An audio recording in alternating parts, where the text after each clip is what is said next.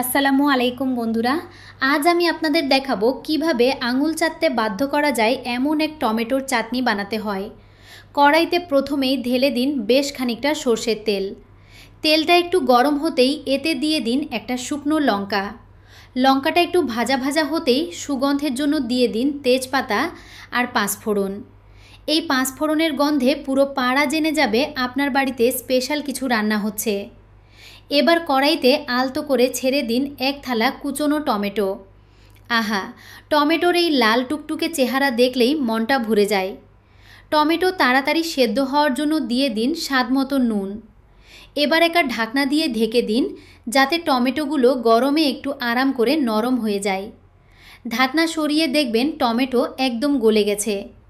এবার চাটনিকে মিষ্টি করতে এতে দিয়ে দিন পরিমাণ মতো চিনি। এবার ভালো করে নাড়াচাড়া করুন যতক্ষণ না চিনি আর টমেটো একে অপরের সাথে গলায় গলায় বন্ধুত্ব করে নেয়। সবশেষে চাটনির শান বাড়াতে এতে যোগ করুন কুচনো কাজু বাদাম আর খেজুর। ব্যাস, আপনার রাজকীয় টমেটোর চাটনি একদম তৈরি। গরম ভাতে বা পাঁপড় ভাজার সাথে জাস্ট জমে যাবে। ভিডিওটি ভালো লাগলে কুকিং ব্লগস বেঙ্গলি পেজ বা চ্যানেলকে ফলো আর সাবস্ক্রাইব করবেন। আজ তবে আসি। খুদা হাফেজ।